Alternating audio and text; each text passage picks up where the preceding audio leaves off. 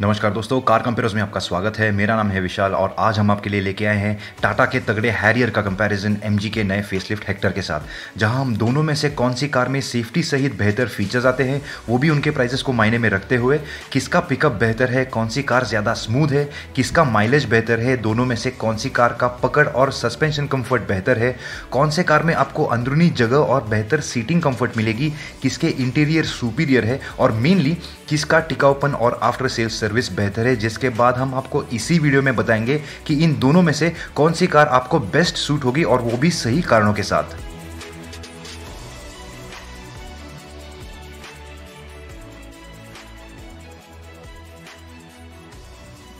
दोस्तों बात करते हैं दोनों के कीमत और उनके वेरिएंट्स में आने वाले फीचर्स की।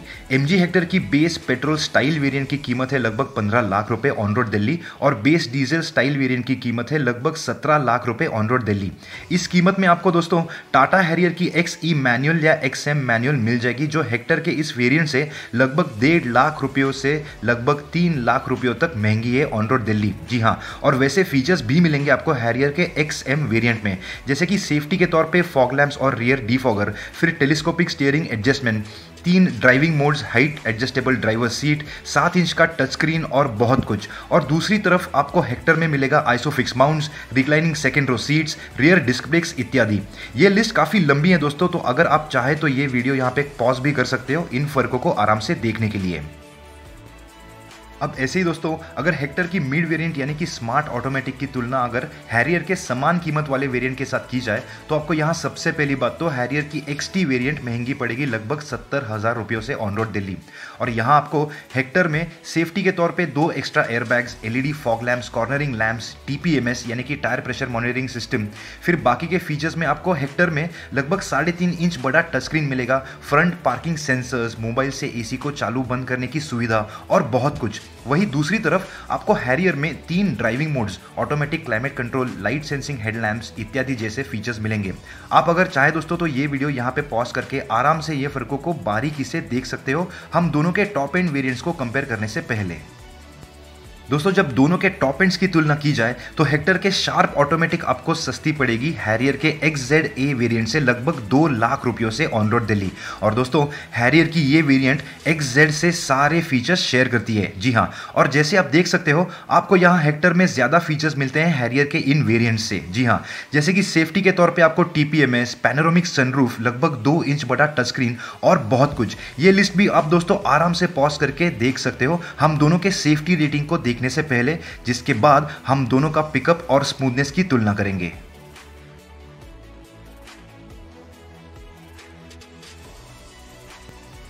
जब दोनों के सेफ्टी रेटिंग की बात आती है दोस्तों तो याद रखना, जब हैरियर के स्पेशली एनकैप रेटिंग्स की बात आती है तो हैरियर टाटा मोटर्स ने बनाई है दोस्तों, जो सेफ्टी के मामले में बिल्कुल कॉम्प्रोमाइज़ नहीं करता, भले ही थोड़े फीचर्स कम क्यों ना करने पड़े जैसे आपने देखा ही। और इसीलिए उनके कार्स को 4 स्टार या 5 स्टार मिलते हैं नेक्सॉन, टिगोर, टियागो और एल्ट्रोस समेत। वहीं दूसरी तरफ हेक्टर का अभी तो कोई एनकैप रेटिंग्स नहीं आए हैं, लेकिन उसके जैसे ही एक सिमिलर कार जो आती है जो हेक्टर से बहुत सारी चीज़ें और फीचर्स शेयर करती है, उसको सी एनकैप जो यूरो एनकैप जैसा ही है, उसमें उसको 5 स्टार का रेटिंग मिला है। और हाल ही में एमजी के पेट्रोल पावर्ड ZS फेसलिफ्ट को एशियन एनकैप सेफ्टी में 5 स्टार का रेटिंग मिला है, जिसका मतलब ये होता है दोस्तों कि हम हेक्टर से भी कुछ ऐसी तरह की रेटिंग की आशा कर सकते हैं। लेकिन अब वक्त ही बताएगा कि हेक्टर का क्या रेटिंग मिलता है।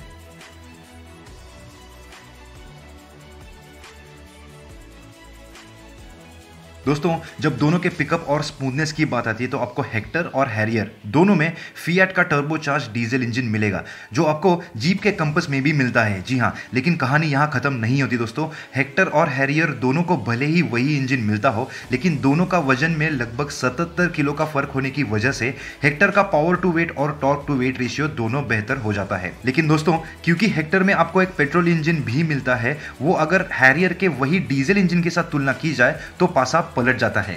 जी हाँ, क्योंकि हैरियर में आपको लगभग 27 PS का ज्यादा पावर मिलता है और लगभग 100 Nm का ज्यादा टॉर्क भी मिलेगा। जाहिर सी बात है क्योंकि ये डीजल इंजन है और इसीलिए दोस्तों हैरियर का वजन हेक्टर से लगभग 115 किलो ज्यादा होने के बावजूद उसका पावर टू वेट और टॉर्क टू वेट रेशियो दोनों हेक्टर से इस पेट्रोल इंजन के वेरिएंट से बेहतर है।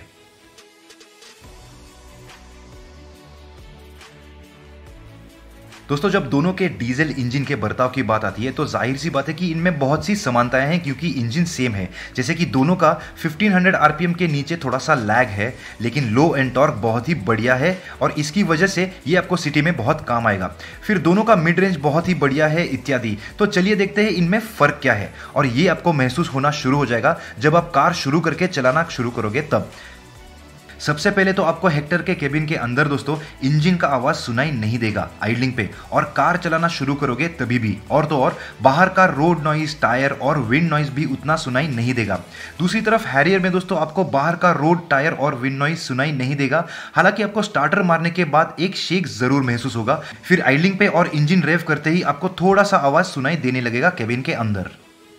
फिर दोस्तों सबसे बड़ा फर्क दोनों में ये है कि आपको हैरियर में 3 ड्राइविंग मोड्स मिलते हैं, जो है इको, स्पोर्ट और सिटी, जो जाहिर सी बात है कि आपको अलग अलग ड्राइविंग एक्सपीरियंस देंगे। जहां इको में आपको अच्छा माइलेज मिलता है और थोड़ा सा कम पावर मिलेगा, स्पोर्ट में बिल्कुल उल्टा होता है, यानी कि कम माइलेज और पूरा पावर आप इस्तेमाल कर सकते हो, और सिटी में आपको दोनों ठीक ठाक मिल जाएंगे।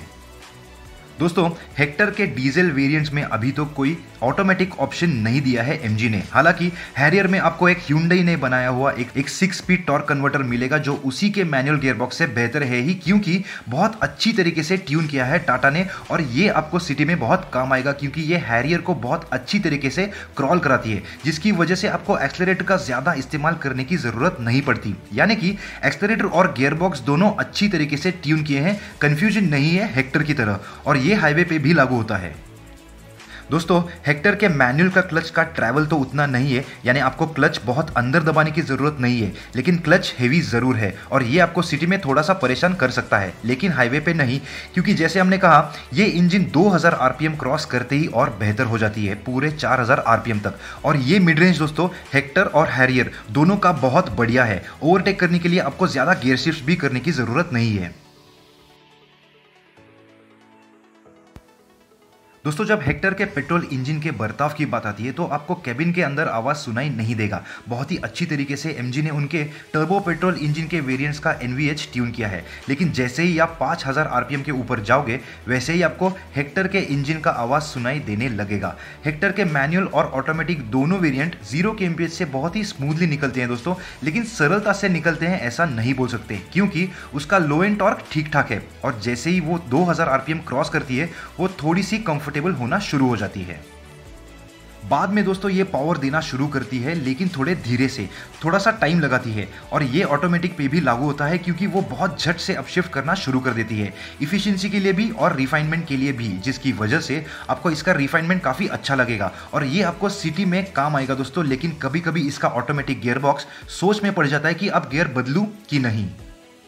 हाईवे पे दोस्तों आपको हेक्टर के इंजन को अच्छे खासे आरपीएम पे रखना पड़ता है अगर आपको अच्छा एक्सेलरेशन चाहिए तो, फिर वो चाहे हाईवे पे हो या चढ़ानों पे ओवरटेकिंग के लिए हो। हेक्टर के मैनुअल और ऑटोमेटिक दोनों अगर आप शांति से चलाते हो तो ठीक है दोस्तों, बहुत अच्छी भी नहीं बहुत बुरी भी नहीं, बस ठीक। हाईवे पे आपको हेक्टर के इंजन को अच्छे खासे आरपीएम पे रखना पड़ता है अगर आपको अच्छा एक्सेलरेशन चाहिए तो, फिर वो चाहे हाईवे पे हो या चढ़ानों पे ओवरटेकिंग के लिए हो। हेक्टर का मैनुअल और ऑटोमेटिक गियरबॉक्स दोस्तों दोनों अगर आप शांति से चलाते हो तो ठीक है।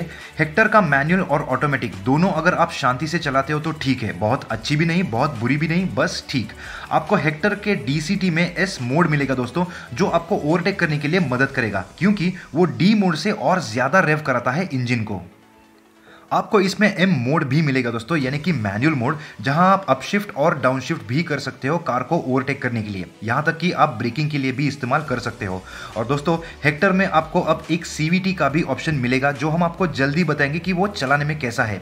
जब हेक्टर के मैनुअल वेरिएंट के क्लच के बारे में बात की जाए दोस्तों, तो उसका इतना भी हेवी नहीं कि आपके पैर थोड़ी देर में दर्द होना शुरू हो जाएगा, और इतना भी लाइट नहीं कि आपको महसूस ही नहीं होगा, लेकिन इतना लाइट है कि आप घंटों ड्राइव कर सकते हो, लेकिन उसके बाद थोड़ा सा महसूस होना शुरू हो जाएगा। और यहां हम दोनों क्लच का हेवीनेस और उसके ट्रैवल के बारे में बात कर रहे हैं दोस्तों। हालांकि मैनुअल और ऑटोमेटिक दोनों के गियर शिफ्ट्स काफी स्मूथ है, हालांकि आपको ऑटोमेटिक थोड़ा सा स्लो लग सकता है। लेकिन क्या होगा जब दोनों के सिटी और हाईवे दोनों का माइलेज देखा जाए तब, क्योंकि वहां पे इन दोनों में बहुत फर्क है दोस्तों। चलिए देखते हैं। दोस्तों अब बात करते हैं दोनों के ARAI माइलेज के बारे में और उनके वजह से होने वाले सालाना खर्चे के बारे में। जब इनके माइलेज की बात आती है तो सबसे पहले तो दोनों के डीजल मैनुअल के ARAI माइलेज में उतना फर्क नहीं है, जिसकी वजह से दोनों के 7 साल के रनिंग के हिसाब से सालाना खर्चा में भी उतना फर्क नहीं होगा। लेकिन अगर हैरियर के डीजल ऑटोमेटिक की तुलना हेक्टर के मैनुअल से की जाए तो हैरियर का ऑटोमेटिक होने की वजह से जाहिर सी बात है कि आपको उसमें लगभग 2 किलोमीटर पर लीटर तक का कम माइलेज मिलेगा, जिसकी वजह से आपको हैरियर पे लगभग 80,000 रुपयों का ज्यादा खर्चा करना पड़ेगा सिर्फ फ्यूल पे। लेकिन दोस्तों हेक्टर के पेट्रोल मैनुअल, पेट्रोल ऑटोमेटिक और हाइब्रिड तीनों की तुलना अगर हैरियर के साथ की जाए तो हैरियर का माइलेज ज्यादा है, लगभग 1 से 2.5 किलोमीटर पर लीटर का। जी हाँ, जिसकी वजह से दोनों के अगर सिटी के रनिंग के हिसाब से 5 साल या 50,000 किलोमीटर का अगर सिर्फ फ्यूल का खर्चा निकाला जाए तो आपको हेक्टर पे लगभग 60,000 रुपयों का ज्यादा खर्चा करना पड़ेगा। दोस्तों जब दोनों के पकड़ और सस्पेंशन कंफर्ट की बात आती है तो सबसे पहले तो हेक्टर का व्हील बेस और ग्राउंड क्लियरेंस दोनों ज्यादा है हैरियर से। लेकिन जब दोनों के राइड और हैंडलिंग की बात आती है दोस्तों तो एक बात याद रखना, MG यानी कि मॉरिस गराज ये जो ब्रिटिश नाम है या ब्रांड है, इससे गलत सोच में मत रहना या गलत फहमी में मत रहना कि ये ब्रिटिश कार है। जी नहीं, ये एक चाइनीज कार ही है। और आपको ये हम इस सेक्शन में क्यों बता रहे हैं, क्योंकि जब हेक्टर के सस्पेंशन की बात आती है दोस्तों तो with all due respect Chinese को इस मामले में बिल्कुल समझ नहीं है। इसीलिए MG ने सीधे सीधे सबसे ज्यादा कंफर्टेबल सस्पेंशन सेटअप दिया है हेक्टर को। लेकिन दूसरी तरफ आपको हैरियर में थोड़े से कड़क सस्पेंशन मिलेंगे, जिसकी वजह से आपको सिटी या हाईवे दोनों के अच्छे रास्तों पे कंफर्टेबल राइड मिलेगी, लेकिन खराब रास्तों पे आपको गड्ढे महसूस होंगे। और हेक्टर के थोड़े से नरम सस्पेंशन होने की वजह से सिटी हो या हाईवे पे आपको हेक्टर एक आरामदायक राइड देगी, लेकिन स्लो स्पीड्स पे थोड़ा सा भी स्पीड आप बढ़ाओगे तो कार आपको हिलते डुलते हुए महसूस होगी, जो आपको हैरियर में महसूस नहीं होगी दोस्तों। क्योंकि अच्छे रास्तों पे फिर वो चाहे सिटी में हो या हाईवे पे आप अच्छे से क्रूज कर सकते हो, यानी हाई स्पीड स्टेबिलिटी अच्छी है हैरियर की।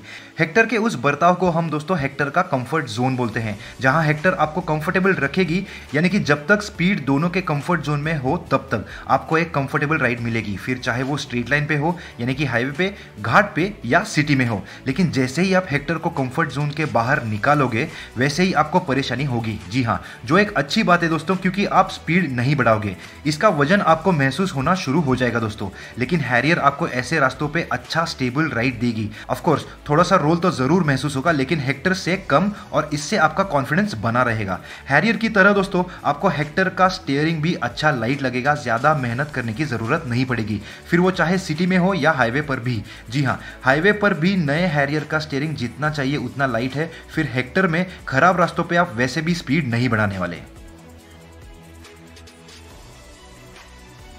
दोस्तों जब दोनों के अंदरूनी जगह और कंफर्ट की बात आती है तो हेक्टर लंबी है और ऊंची भी है हैरियर से। हेक्टर के फ्रंट रो बहुत स्पेशियस है दोस्तों, आपको काफ़ी सारी हेडरूम और लेगरूम मिल जाती है। सीट्स काफ़ी बड़े और कंफर्टेबल भी है, बड़े साइज के ड्राइवर्स के लिए भी अंडर थाई सपोर्ट भी अच्छा मिल जाएगा आपको।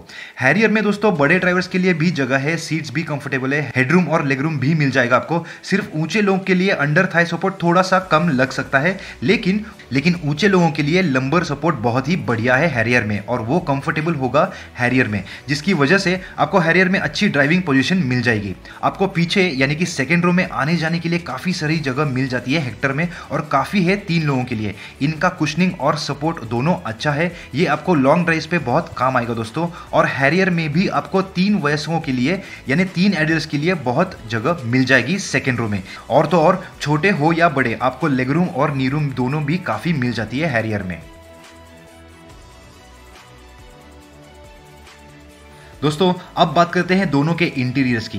दोस्तों हेक्टर में आपको पहले ब्लैक और सिल्वर कलर के इंसर्ट्स मिलते थे, लेकिन अभी फेसलिफ्ट में आपको बेज और ब्लैक ड्यूल टोन कलर का इंटीरियर थीम मिलेगा। अंदर डैशबोर्ड अच्छे तरीके से बिठाया गया है, कहीं पे भी आपको ऐसे अधूरा सा काम नहीं दिखेगा। जब अंदर के प्लास्टिक्स की बात आती है तो हेक्टर में आपको सॉफ्ट प्लास्टिक्स मिलते हैं, हार्ड प्लास्टिक्स भी आपको कई जगह दिख जाएंगी, लेकिन उसके अच्छे फिनिशिंग की वजह से आपको परेशानी नहीं होगी। कई जगहों पर आपको अच्छा लेदर भी मिलेगा, जैसे कि डोर पैड, गियर लीवर और स्टीयरिंग व्हील। हालांकि आपको स्टीयरिंग व्हील पे जो बटन मिलते हैं दोस्तों वो थोड़े से छोटे लग सकते हैं आपको, और बहुत सारे दिए हुए ऐसा भी लग सकता है। हॉर्न बजाने के लिए दोस्तों आपको थोड़ी सी मेहनत करनी पड़ सकती है, क्योंकि उसके हॉर्न पैड तक पहुंचना पड़ता है, हाथों हाथ नहीं आता। फिर इंस्ट्रूमेंट क्लस्टर में आपको दिन में पढ़ने के लिए थोड़ी सी परेशानी हो सकती है। सीट पे दोस्तों आपको अच्छे लेदर के साथ व्हाइट स्टिचिंग भी मिलेगा हेक्टर में। नए हेक्टर में आपको सब कंट्रोल्स बटन्स अच्छे रीच में मिल जाएंगे, जिनकी क्वालिटी बुरी नहीं है। दूसरी तरफ दोस्तों आपको हैरियर में ओकवुड फिनिश के इंटीरियर्स मिलते हैं, लेकिन हैरियर में आपको अंदर बैठते ही कई जगहों पे आपको अच्छे क्वालिटी का प्लास्टिक दिखेगा और कई जगह थोड़ा सा चीप, लेकिन क्वालिटी आपको ठीक ठाक मिलेगी। इतनी भी चीप नहीं कि आप कंप्लेन करोगे, लेकिन इतना भी बढ़िया नहीं कि आप उसकी तारीफ करोगे। लेकिन कहीं पे भी आपको गैप्स या कमजोर जॉइंट्स या प्लास्टिक नहीं दिखेगा, आप संतुष्ट होंगे इंटीरियर के क्वालिटी से। हैरियर में आपको ब्लैक थीम, फॉक्सवुड और बहुत यूरोपियन स्टाइल के सिल्वर इंसर्ट्स दिखेंगे दोस्तों, जिनकी क्वालिटी अच्छी है। देखने से ही पता चल जाता है कि ये चीजें बहुत वक्त आपका साथ देने वाली है। हैरियर में आपको सारे बटन्स कंट्रोल्स भी आपके पहुंच में मिल जाएंगे, ज्यादा मेहनत करने की जरूरत नहीं है, जिसकी वजह से दोस्तों आपको अपनी ड्राइविंग पोजीशन झट से मिल जाएगी। लेकिन क्या होगा जब दोनों के टिकाऊपन और आफ्टर सेल्स की बात की जाए तब, चलिए वो भी देख लेते हैं। दोस्तों भारत में जब आफ्टर सेल्स सर्विस की बात आती है तो जैसे आपको पता ही होगा कि इस मामले में मारुति सुजुकी का बड़ा नाम था, जी हाँ, लेकिन वो Hyundai ने और टाटा ने तोड़ दिया है। Hyundai और टाटा लगातार 3 सालों से JD power after sales customer service index study के अवार्ड में सबसे ऊपर है। जी, टाटा एक भारतीय कंपनी होने के बावजूद भी उनको अच्छी खासी मेहनत करनी पड़ी ये स्तर पर पहुंचने के लिए। तो सोचिए MG को कितनी मेहनत और वक्त देना पड़ेगा, और इसीलिए टाटा के आफ्टर सेल्स सर्विस नेटवर्क और टच पॉइंट्स तक पहुंचने में MG को बहुत वक्त लगेगा।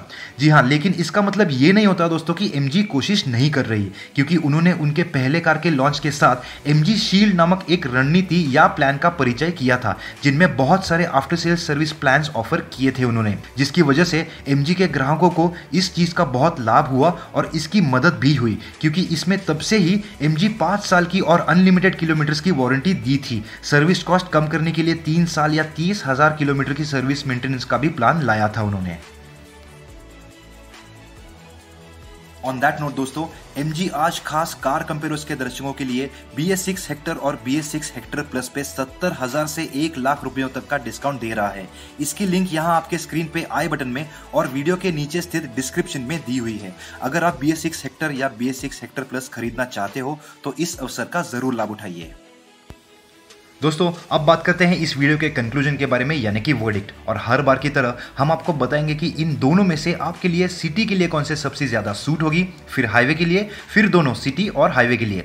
दोस्तों सबसे पहली बात तो जब सिटी की बात आती है तो आपको एक ऑटोमेटिक सूट होगी, और यहाँ हम आपको हैरियर सजेस्ट करेंगे, ना ही सिर्फ इसीलिए क्योंकि उसके कई वेरियंट्स आपको हेक्टर से सस्ते पड़ेंगे, लेकिन हैरियर में आपको सेफ्टी फीचर्स के साथ साथ बाकी के भी फीचर्स ज्यादा मिलते हैं। हेक्टर का पावर टू वेट और टॉर्क टू वेट रेशियो भले ही बेहतर होगा हैरियर से, लेकिन हैरियर का पकड़ और संतुलन जैसे आपने देखा ही बेहतर है हेक्टर से।